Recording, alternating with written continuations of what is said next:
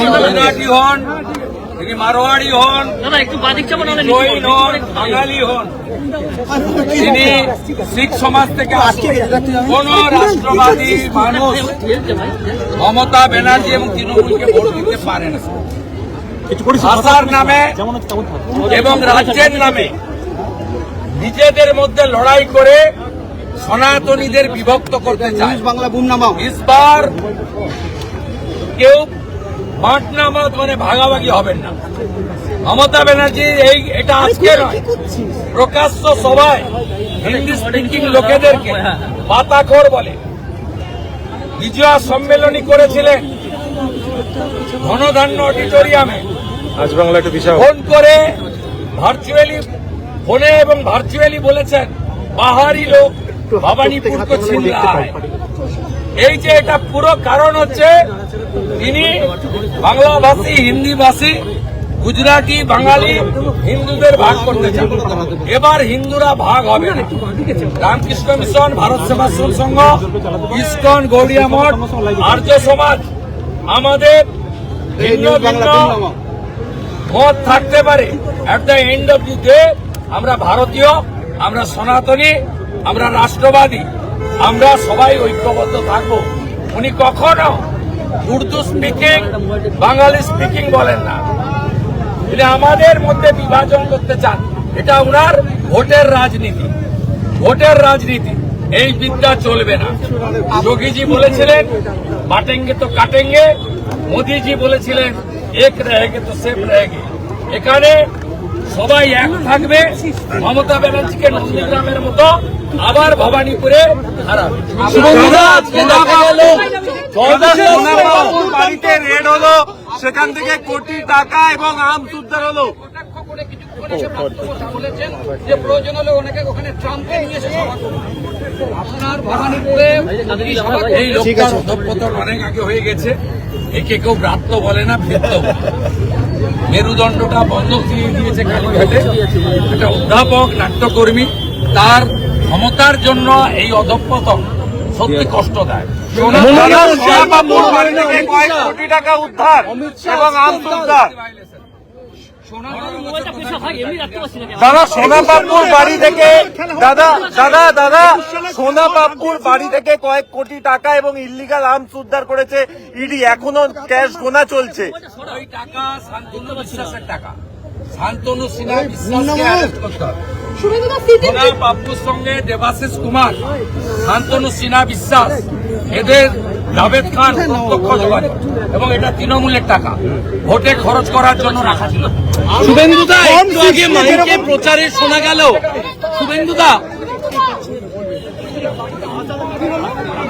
অধিকারীদা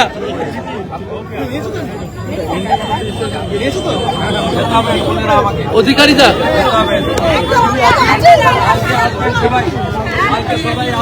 অধিকারীদা একটা প্রশ্ন, একটু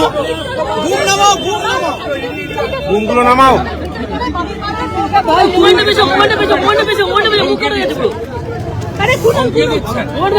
গুন্ডার মতো কথা বলছেন। বাংলার মানুষ দেবে। উনি প্রাক্তন মুখ্যমন্ত্রী হওয়ার পরে কোথায়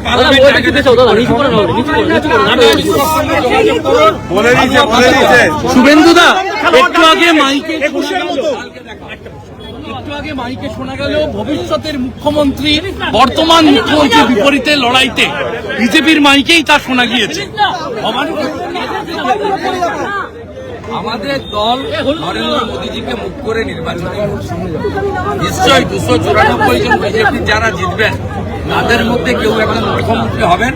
সেটা বিধায়কদের মতামত, দলের কর্মীদের আবেগ সম্মান রেখে কেন্দ্রীয় নেতৃত্ব ঠিক। তো এই নির্বাচনে আমরা সবাই বিজেপি কর্মীরা, সংগঠকরা ঐক্যবদ্ধভাবে লড়াই করছে। আমরা বিজেপি ঐক্যবদ্ধ পরিবার। আমরা মোদীজিকে সামনে রেখে এই নির্বাচন লড়ছি। মোদীজি নিজে দমদমের সভায় বলে গেছেন আমি গ্যারেন্টার। অতএব কর্মীদের আবেগ থাকতে পারে, কিন্তু ফাইনালি মোদীজি ঠিক করবেন, তার হাতে বাংলা তিনি তুলে দেবেন।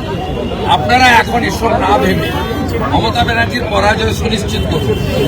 বাংলার স্বার্থে, বেকার যুবক যুবতীর স্বার্থে, বোন দিদি কন্যাদের স্বার্থে এটা খুব প্রয়োজন মমতা ব্যানার্জিকে হারানো, তৃণমূলকে প্রাক্তন করা এবং বিজেপিকে ব্যাপক সংখ্যাগরিষ্ঠতা নিয়ে সরকারে বসা।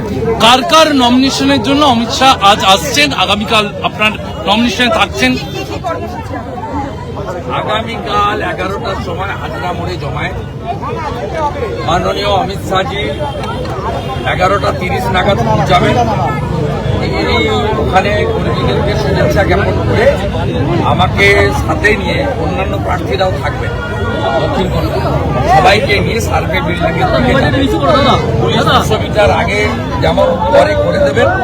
তারপরে বাকিটা আমরা যারা নেতৃত্ব এবং প্রাণী যারা গিয়ে মনোনয়নপত্র জমা দেবেন, উনি এখান থেকে আসামের প্রচারে যাবেন। শুভেন্দু অধিকারীর আলাদা করে কনফিডেন্সের দরকার হয় না, অমিত শাহজি পাশে থাকার ফলে কি আলাদা করে জোর পাচ্ছেন ভবানীপুর কেন্দ্রে? অবশ্যই, শুধু এই লড়াইটা ভবানীপুরের কর্মীদের বা প্রার্থীর লড়াই নয়, এই লড়াইটা কেন্দ্রীয় বিজেপি নেতৃত্ব নিজেদের কাঁধে তুলে নিচ্ছেন। অমিত শাহজি আসার মধ্য দিয়ে এটা একটা প্রার্থী হিসেবে আমার কনফিডেন্স 200% আরো বাড়িয়ে দিয়েছে। আর ভবানীপুরের সব কর্মী প্রচারক তারাও বুঝে গেছেন যে তাদের মাথার উপর একটা বড় অভিভাবক ছাতা নিয়ে দাঁড়িয়ে আছেন, তার নাম গুজরাটি হন, তিনি মারোয়াড়ি হন, জৈন হন, বাঙালি হন, তিনি শিখ সমাজ থেকে আসেন।